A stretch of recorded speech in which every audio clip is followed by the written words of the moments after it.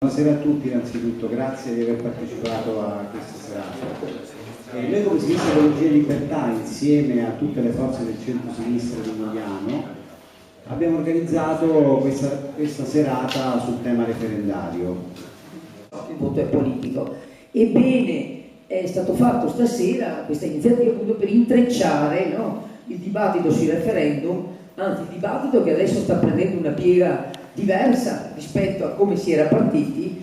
Acqua, legittimo impedimento e nucleare ovviamente, avete detto già bene voi tutta una serie di cose che concordo, però comunque la situazione si presenta a noi in maniera un po' diversa e adesso dovremo vedere anche a giorni cosa accadrà, perché sarà difficile che possano, si diceva prima con Oscar, eliminare il referendum sull'acqua.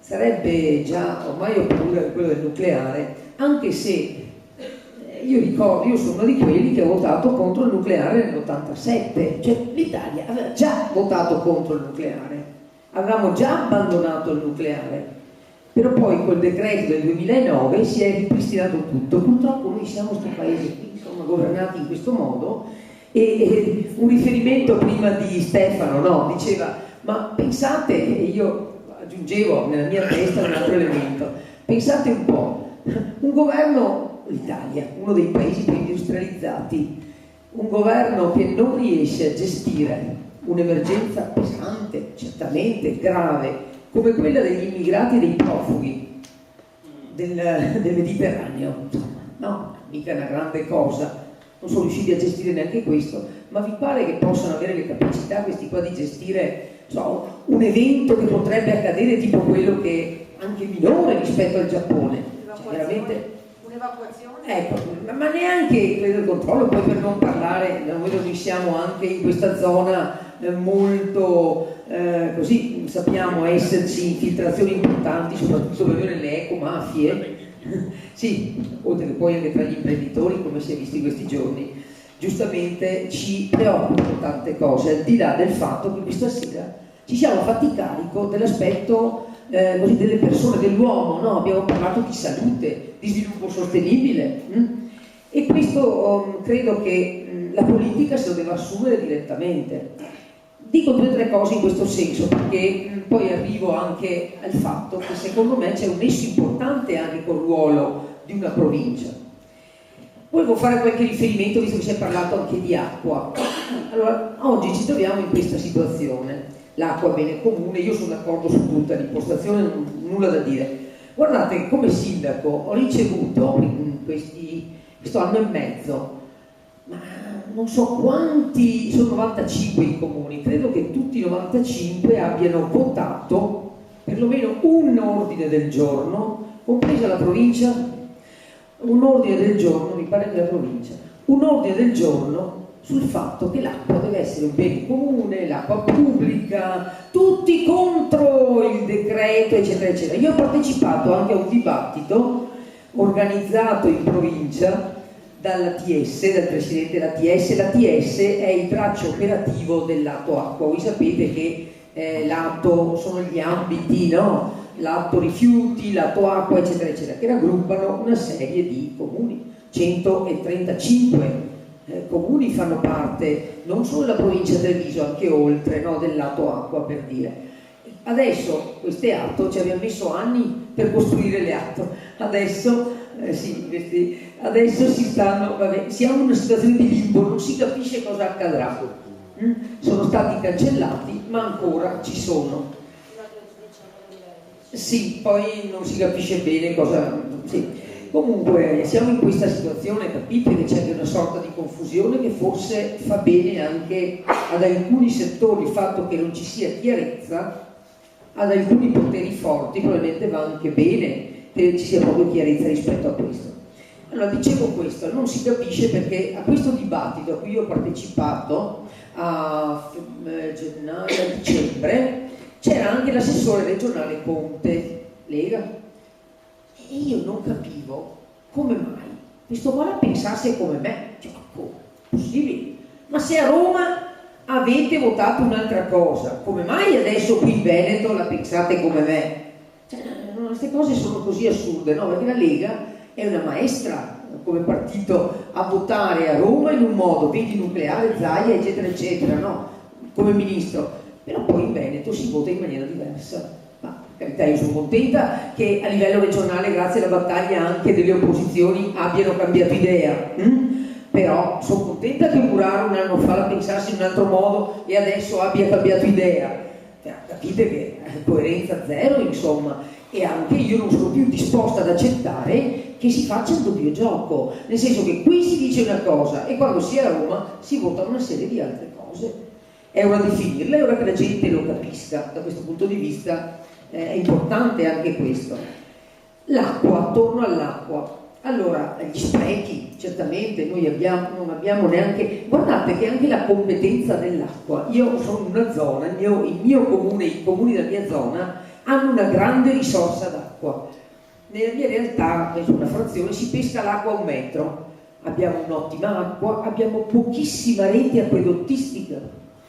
Facevamo parte di un consorzio, il SIA, Acqua e Fognature, no? Gestito dai comuni, dagli 8 comuni, Macerata, Carbonera, Breda, Ponzano, Villorba, eccetera, eccetera.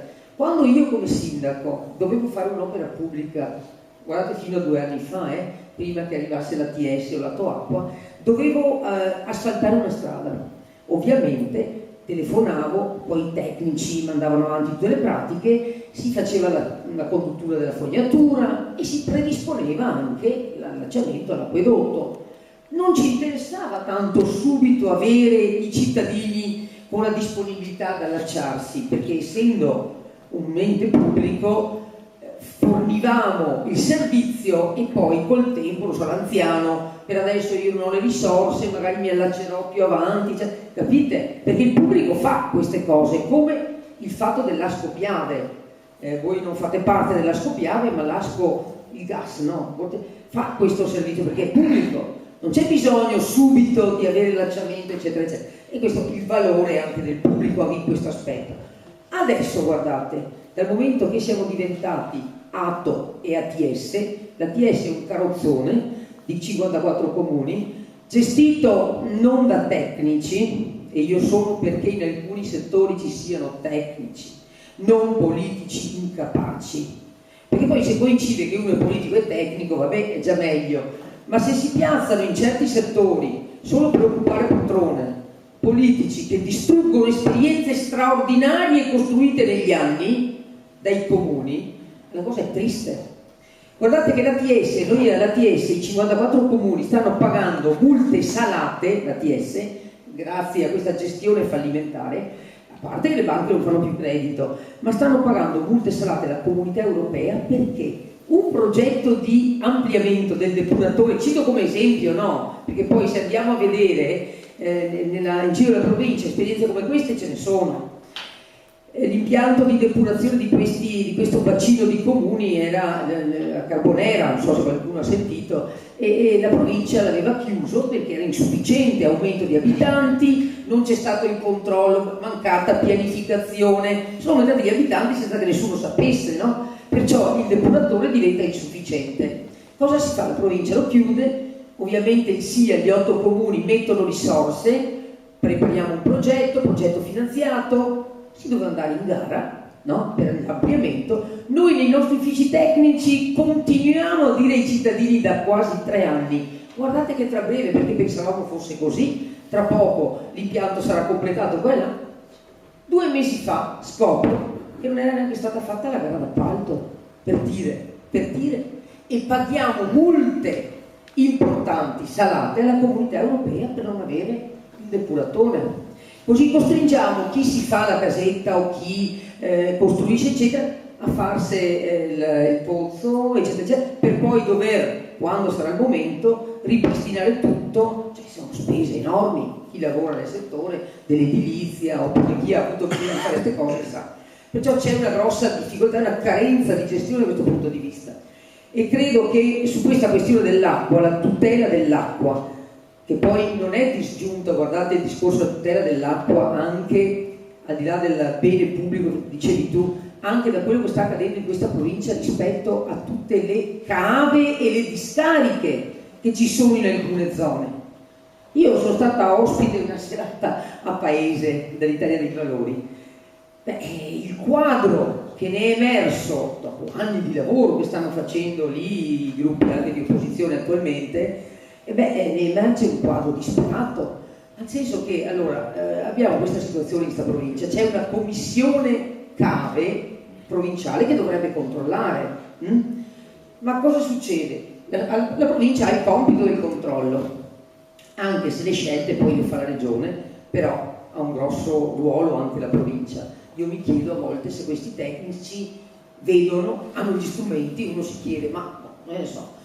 Comunque, a Paese, per dire, ma non è solo Paese, perché poi c'è Ponzano, ci sono realtà veramente impressionanti. Abbiamo i cavatori che tolgono la ghiaia, si arricchiscono perché togliono la ghiaia, vabbè, non danno niente ai comuni, danno una quota alla regione. Poi il prezzo sarebbe tutto da discutere anche su questo, ma lasciamo stare perché sennò ci dilunghiamo su questo. Poi prendono risorse anche quando riempiono questa cava, prendono soldi anche per riempirle. Dovrebbero prendere risorse poi anche quando le bonificano, ma quando è il momento di bonificarle, perché magari devono mettere anche loro delle risorse, falliscono o se ne vanno, e vedi la cava, quella di Paese, quella di la Tirretta, lì 4 milioni di euro li dovrà sborsare l'ente pubblico, cioè ancora noi.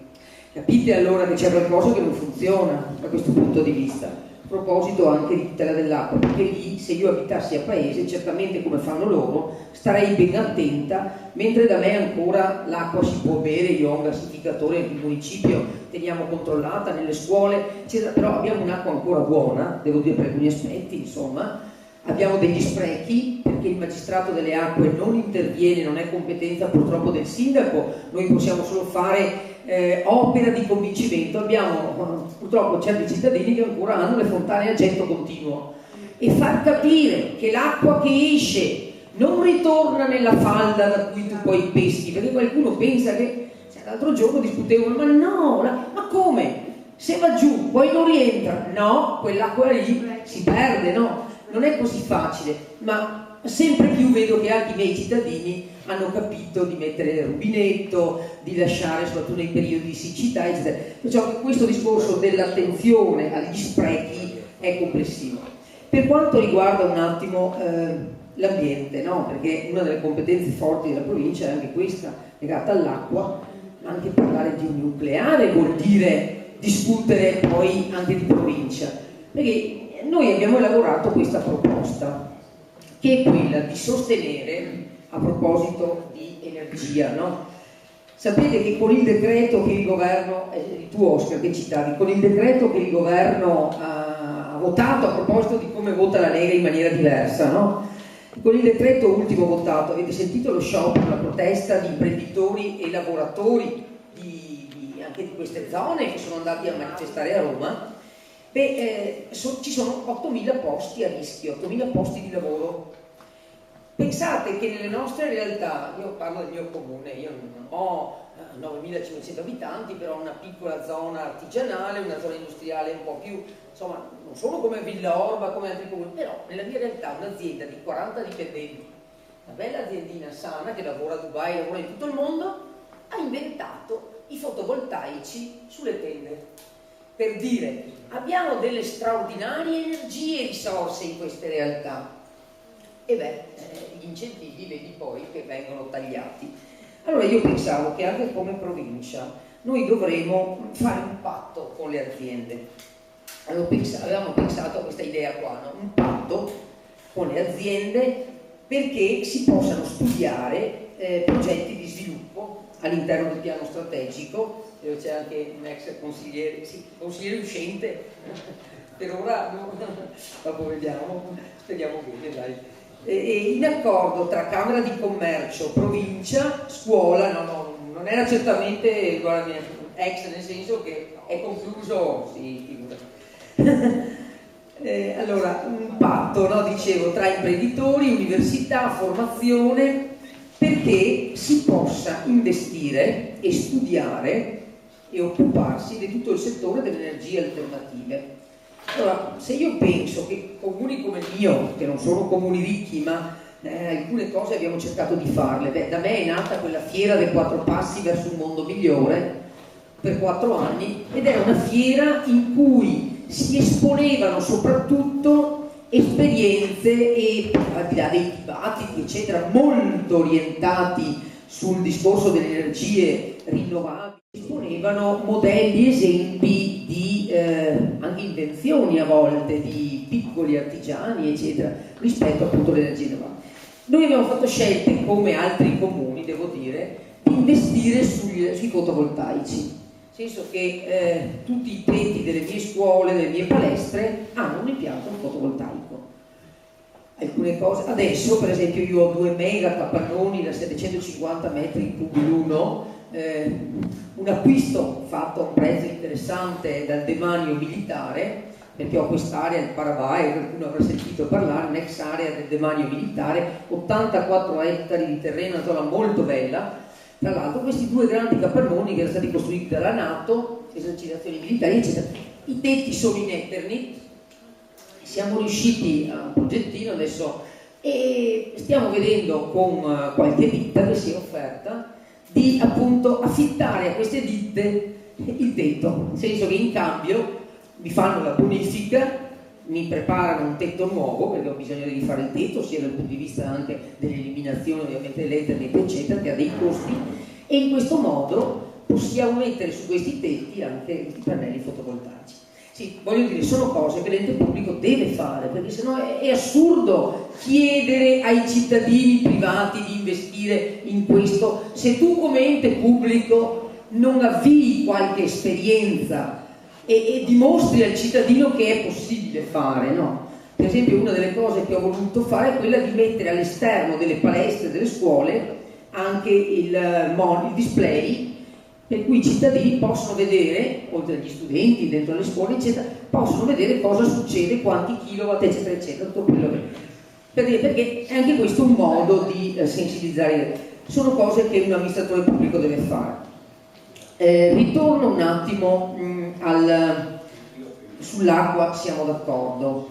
Credo che l'importante sia adesso ovviamente insistere perché si intrecci questo dibattito sull'acqua anche con le politiche rispetto al discorso del nucleare. La mia impressione è che questo referendum non si faccia più, perché la preoccupazione è che siccome il referendum che più preoccupa il nostro Presidente del Consiglio è quello del legittimo impedimento, probabilmente tutto è puntato, vedete ancora una volta questo governo è tutto proiettato in funzione di una persona, del Presidente, purtroppo. Ma oggi io ho guardato velocemente un po' di telegiornale stasera, un po' di Rai 3, no? Ma la cosa impressionante è che si sta dilaniando all'interno del PDL per alcuni aspetti, no? Per altri sono tutti a difendere poi il Presidente. La vicenda di Milano è una vicenda scandalosa, vedete la difesa del personaggio di quel candidato, del manifesto, eccetera, eccetera, il nostro BR. Ne stiamo vedendo ogni giorno di tutti i tipi. La Lega ogni tanto prende le distanze, fa un po' di rumore, però dopo avete visto che a livello nazionale sostiene tutte le porcherie di un Presidente del Consiglio, insomma. Io spesso ho avuto modo di dire anche in qualche trasmissione che non è diverso, cioè chi ruba ma chi tiene il sacco ha anche lui la sua responsabilità, non sono tanto diversi, no? Perciò su questo credo. Ed emerge un'altra cosa secondo me, un'incapacità. Noi siamo nella provincia più leghista d'Italia, emerge un dato, più avanti io vado in questa campagna elettorale più vedo una cosa, che la Lega, ma tu avrai già potuto, ma l'ho verificata anche come sindaco, insomma, più vedo che la Lega quando si tratta di lanciare slogan, di inventare slogan, Roma ladrona, Lega non perdona, non so, spariamo ai detroiti, i vagoni piombati, tutto, mettiamoci tutti questi che ci ricordiamo. Finché a questi slogan vince e prende anche voti. Ma quando si tratta poi di gestire, di governare i problemi, di trovare le soluzioni, perché poi la politica cos'è? È risolvere i problemi della gente, no? Che si pongono, no? quelli che ci piacerebbe, eccetera, eccetera. Vedi immigrazione, come è stato affrontato questa questione qua. A parte che secondo me volutamente non si è affrontato fin dall'inizio, perché volutamente in area di campagna elettorale si è voluto che la gente avesse paura, si è creata paura e si è lasciata una situazione a Lampedusa, abbandonati dallo Stato, poi devo dire anche gli amministratori lì in quell'isola, perché volutamente probabilmente è stata fatta questa scelta. E allora vedete che anche in questo caso si usano le istituzioni per scopi di partito, poi, perché poi è questa la cosa fondamentale.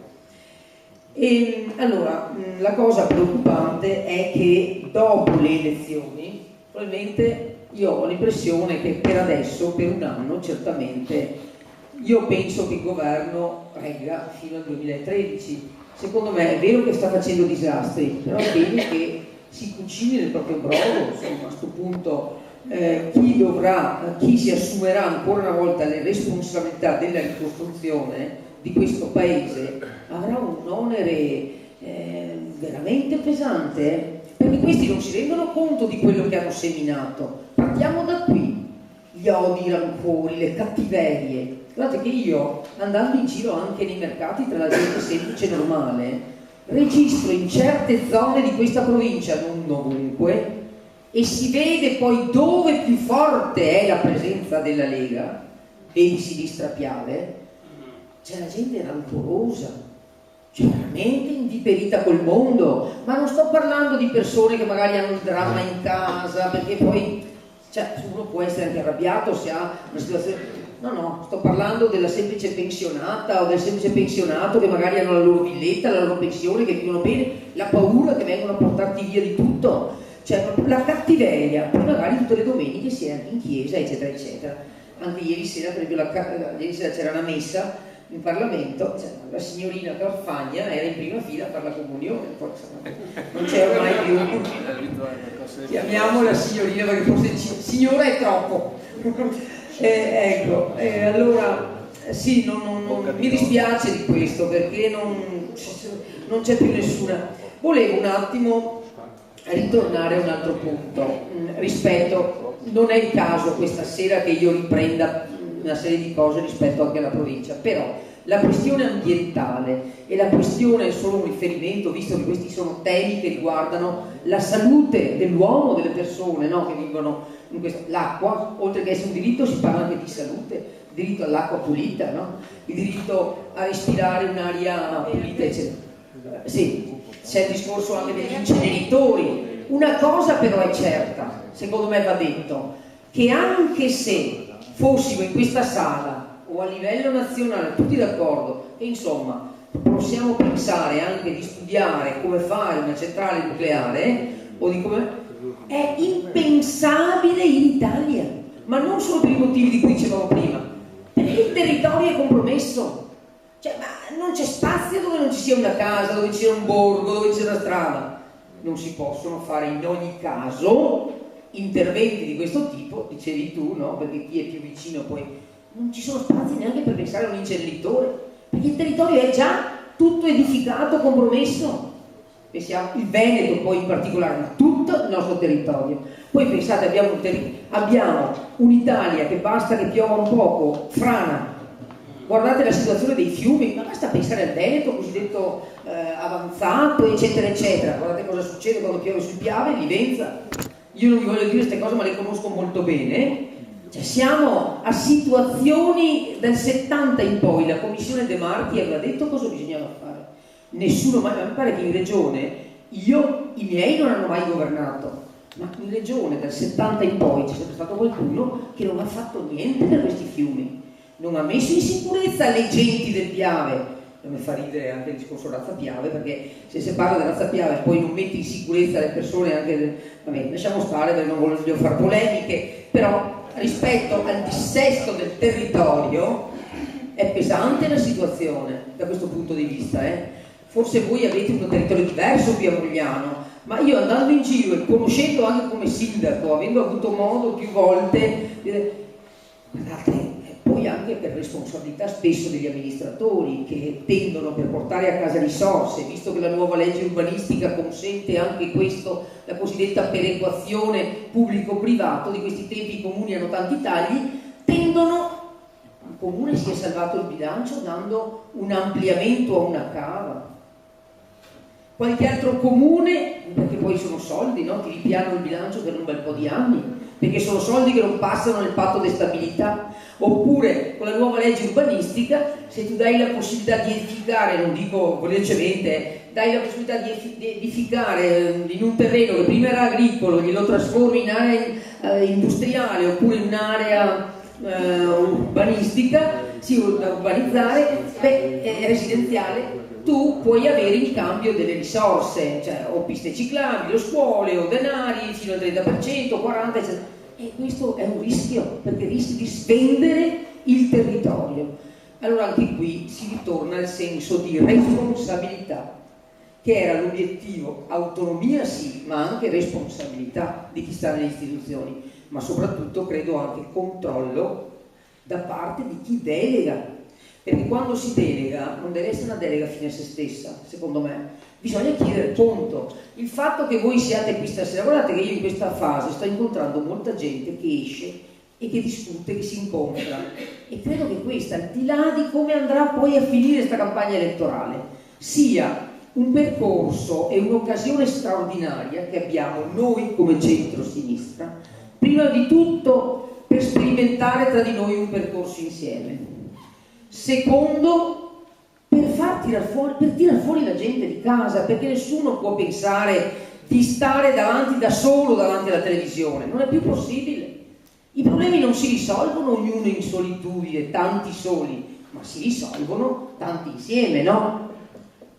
E tanti insieme possono chiedere conto alla politica, perché è inutile che poi noi ci arrabbiamo se si fanno certe scelte, eccetera, eccetera, eccetera. Ma se noi non diciamo la nostra e se noi non ci siamo, non sto parlando ovviamente a voi che siete qui stasera, ma complessivamente anche a tanta parte del nostro elettorato che sceglie di stare a casa perché è demotivato, perché è stanco, perché può avere tutti i motivi. Però adesso è il momento di reagire, di esserci. E l'altra cosa che volevo dire per concludere poi è questa. Io, guardate, le battaglie si fanno per vincerle, ovviamente. Poi aggiungo anche, non è indifferente come si perde, non è indifferente come si vince. Però la sfida è appassionante da questo punto di vista. Spero che voi vogliate condividerla in maniera proprio diretta anche in questi ultimi, sostenere anche i candidati locali qui di Mogliano, insomma, no? Con molta forza.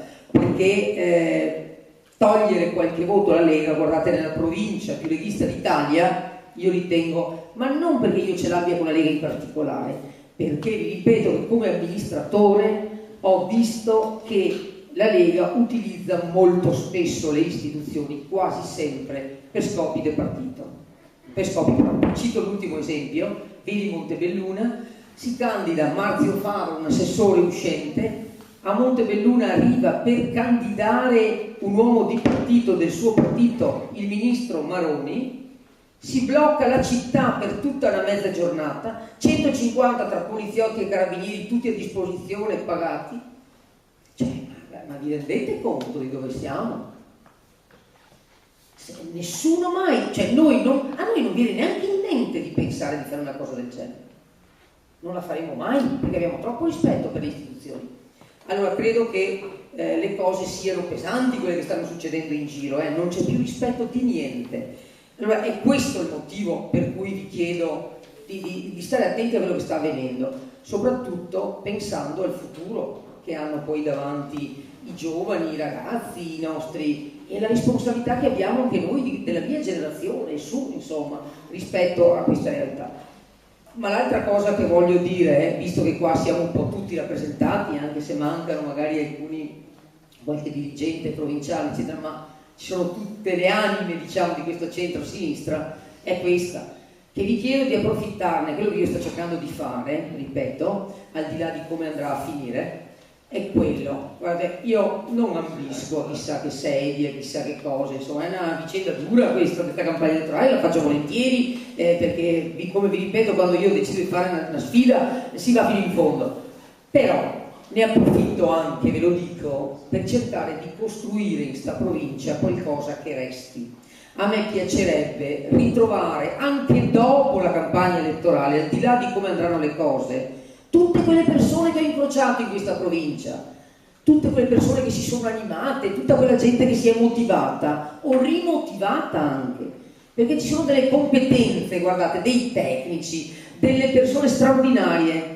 Purtroppo anche per colpa nostra spesso sono rimaste anche soffocate o lasciate. Da questo punto di vista si debba approfittarne per costruire qualcosa che resti. Questa provincia, se non costruiamo noi un centro-sinistra alternativo a questa Lega, e anche, devo dire in parte a sto PDL, perché poi PDL ormai qui è schiavo e servo della Lega, vedete come sono ridotti, insomma. Io dicevo l'altro giorno, una parentesi, a Floriano Zambon, l'attuale vicepresidente: ma scusa, ma Floriano, tu sei stato un sindaco, sei stato un democristiano, è stato anche un sindaco bravo a Conegliano, eccetera, ma come fa una persona come te ad andare a fare il vicepresidente di Murano? Cioè, non abbiamo alternativa, perché da quando Berlusconi ha venduto il Veneto a Zaia, per noi è finita. Cioè, capite che siamo a questi livelli. Allora la gente deve capire che noi, solo noi, guardate, possiamo essere l'alternativa, non ce ne sono altri. Noi, insieme anche con le forze ambientaliste, con pezzi importanti di questa società, però ci è chiesta una cosa: ognuno di noi deve rinunciare a qualcosa, dobbiamo smussare, e basta con l'idea anche tra di noi, lo dico, parlo prima di tutto in casa mia, ma è per tutti, con l'idea che la politica è anche promozione di sé, o è prima di tutto promozione di sé. La politica è, vedo anche dei giovani, io vi dico, sono entrata in consiglio comunale, avevo 18 anni, sono stata 33 anni all'opposizione del mio comune, ho fatto tutto, dalla scrutatore, fino ad arrivare a fare il presidente del seggio, perché poi ho fatto carriera anche all'interno del seggio, no? Segretario, eccetera, eccetera, perché essendo un insegnante, dopo da scrutatore ti fanno fare anche il segretario, era già una cosa ambita, per uno che veniva dall'opposizione a fare il segretario non sempre, pensate un po', dai volantini, manifesti, eccetera, eccetera, tutti i sacrifici possibili. Ma è così che si impara, che ci si forma. I giovani non possono mica pretendere dalla sera alla mattina o di passare dall'asilo direttamente in consiglio regionale o in Parlamento, no.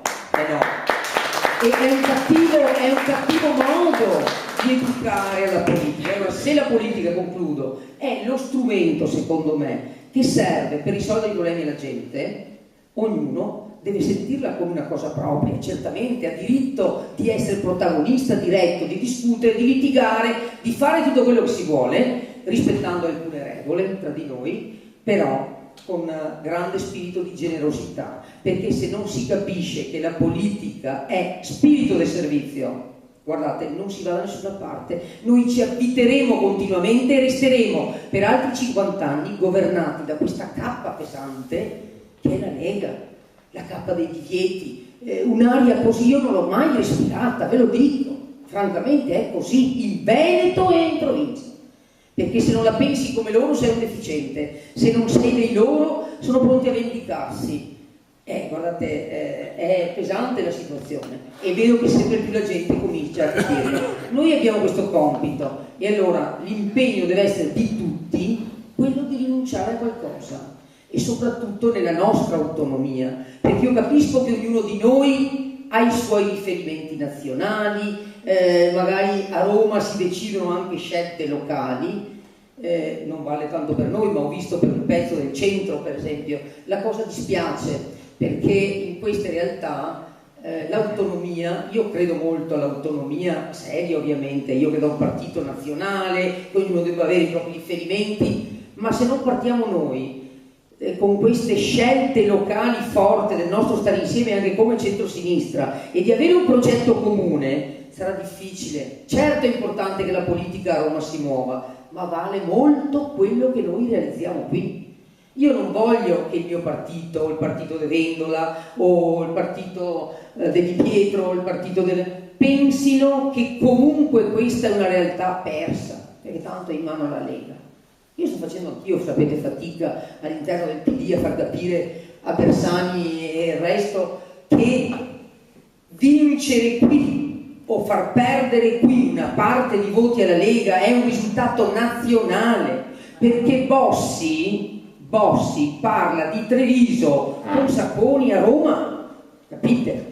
Allora, questo è che i nostri partiti anche a livello nazionale devono capire che qui, se riusciamo a fare un percorso unitario forte, ci ritorna per le prossime amministrative, ma al di là poi delle scadenze elettorali è il fatto della cultura che dobbiamo invertire.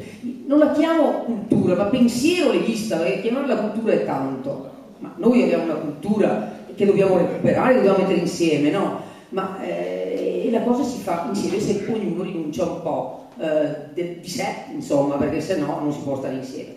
Io vi ringrazio, non ho toccato altre questioni perché ritengo ci saranno tantissime occasioni, perché guardate, tutte le sere c'è sempre qualcosa, se avete voglia ci saranno degli appuntamenti anche qui al mercato, eccetera, magari i candidati se vogliono fare un passaggio, eccetera, ci terremo informati, ci saranno altre occasioni. Quello che vi chiedo è che ognuno di voi faccia la propria parte, che da qui al 15 maggio, anzi al 12 giugno, vediamo come vanno le cose poi, perché ognuno si deve sentire impegnato. Rinunciamo anche a ferie, vacanze.